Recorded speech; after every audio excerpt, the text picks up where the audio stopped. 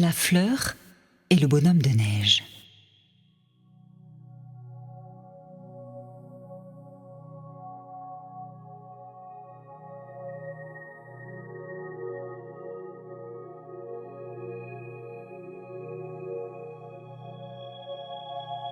Aux enfants qui rêvent,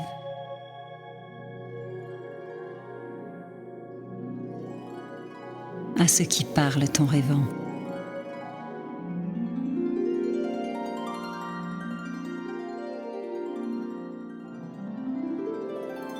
Aylan.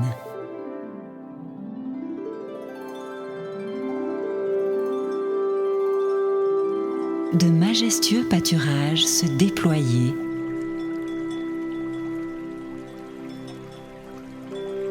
verdoyants,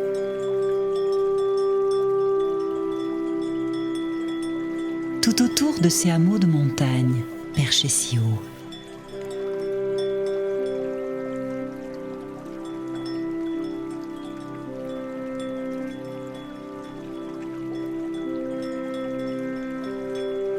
Les fleurs habitaient les prés et les champs. Les enfants du pays, durant l'été, venaient leur rendre visite chaque jour.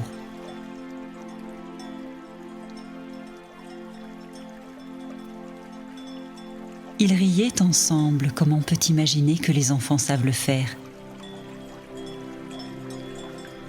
Orange, rose, jaune, blanche. Comme elles étaient belles.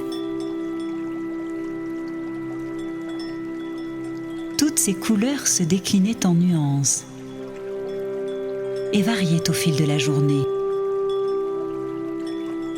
au gré du ciel et de ses reflets.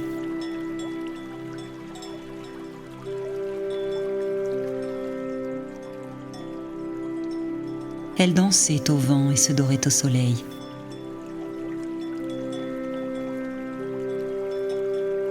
Lorsque les nuages pleuraient, c'était un jaillissement de perles étincelantes sur leurs pétales.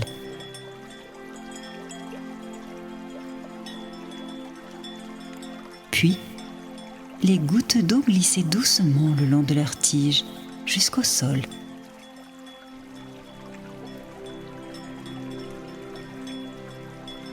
Le soir venu, elles repliaient délicatement leurs belles robes et semblaient si frêles alors dans leur costume de nuit.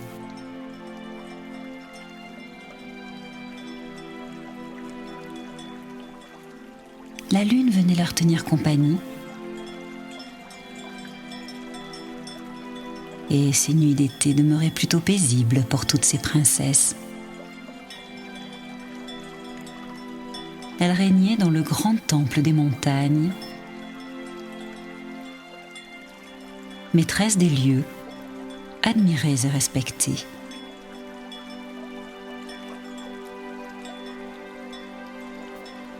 Cependant,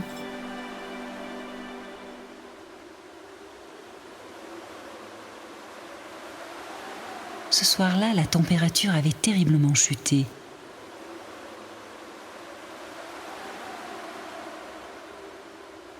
Et à présent, la neige tombait à gros flocons sur la montagne. Au petit matin, c'était féerique.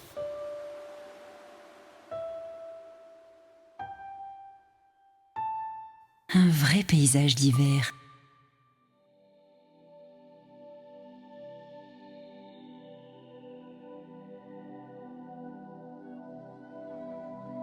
Les enfants s'étaient précipités dehors. Leurs cris de joie débordaient et la montagne renvoyait en écho cet émerveillement du moment. Ils couraient,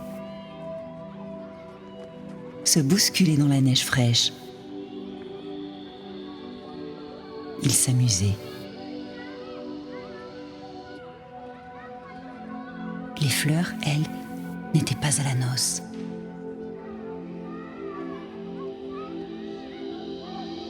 Pas de pull pour ceux qui ressemblaient à l'hiver. Elles grelottaient dans leur tenue d'été et déjà certaines étaient engourdies et commençaient à pâlir. Les enfants, tout à leur excitation de construire un bonhomme de neige, tentaient de former de petites boules dans leurs mains. Mais la neige était si fine, si légère, qu'elle s'écrasait et fondait presque aussitôt.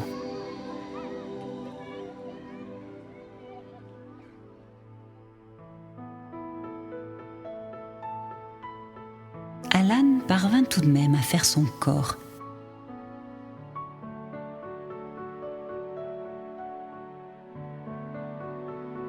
Il n'était pas plus haut que 3 pommes.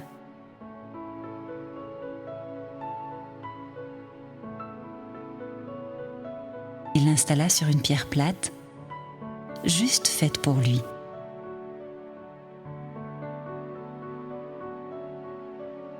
La tête maintenant.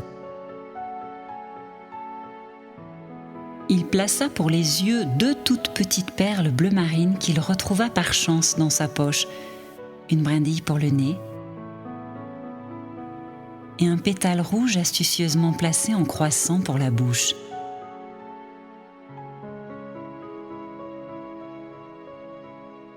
Ainsi, Léo, son bonhomme de neige, souriait.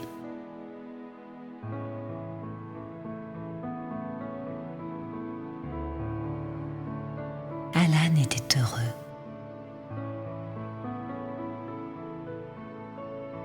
Mais Léo n'était pas tout à fait terminé. Il manquait encore les bras, les pieds et, pour finir, une belle écharpe, car les nuits s'annonçaient encore fraîches.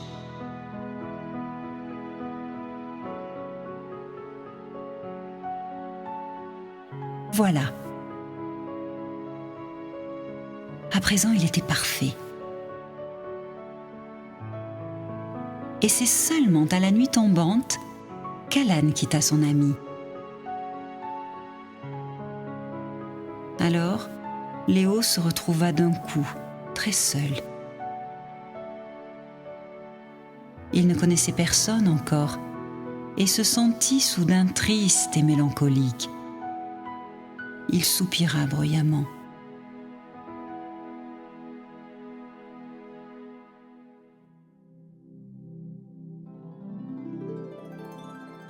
Près de lui, Daphné, la petite fleur aux dentelles dorées, lui dit : « Tu n'as pas l'air d'aller très bien, que se passe-t-il ? »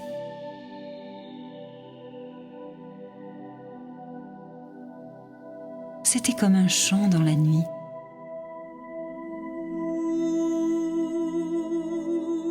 Léo fut surpris par la douceur de cette voix. Et il sortit soudainement de sa torpeur.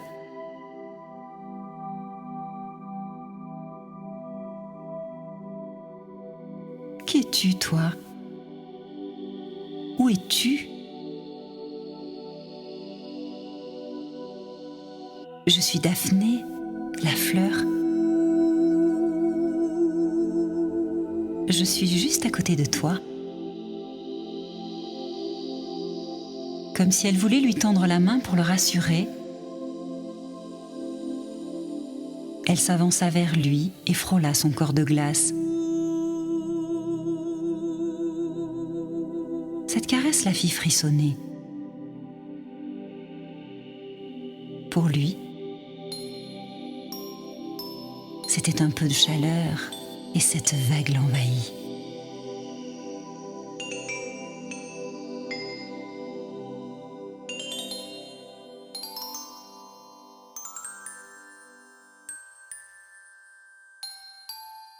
« Et toi, comment t'appelles-tu » reprit-elle avec entrain.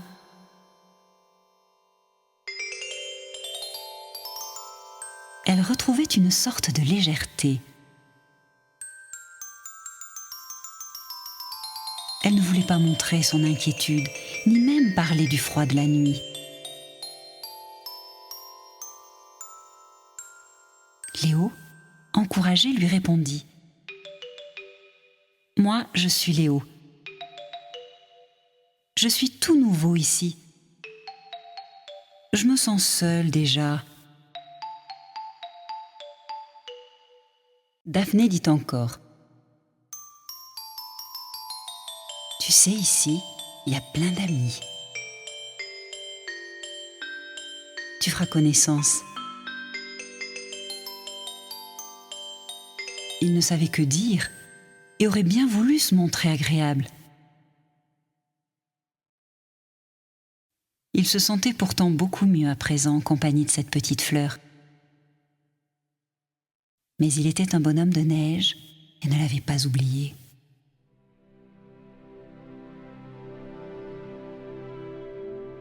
D'un seul coup, il pensa que peut-être elle pourrait avoir froid.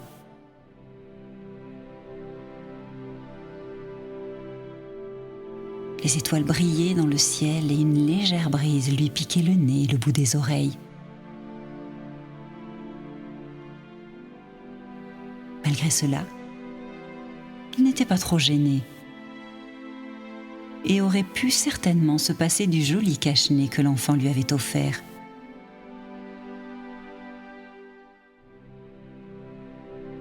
Alors, sans hésiter et malgré sa timidité,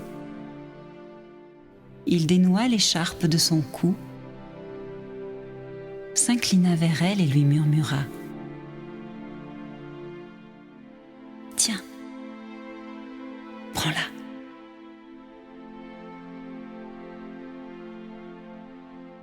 Maladroitement, il enveloppa Daphné et la réchauffa silencieusement.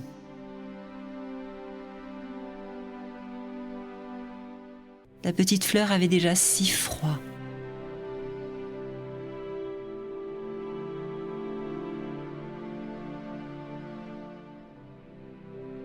Elle était émue et 2 grosses larmes roulèrent sur sa dentelle froissée. Elle resta ainsi blottie. Les mains de Léo effleuraient délicatement sa robe.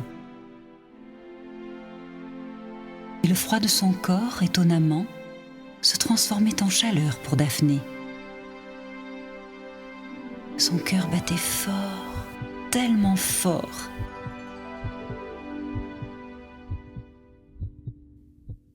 Malgré le froid, la fleur et le bonhomme de neige parvenaient à se réchauffer. La lune était haut dans le ciel, bienveillante. Sa lumière faisait étinceler la neige autour d'eux. Et toutes les autres fleurs profitaient aussi de ce rayon de chaleur. Venait-il de la lune ? Elle n'en savait rien. Mais ce cocon de chaleur les enveloppait tous comme par magie. Un bonhomme de neige et une petite fleur ? Qu'en pensez-vous ?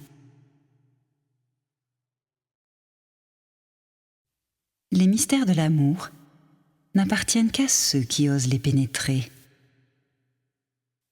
avec leur cœur. La lune veille encore. Complice.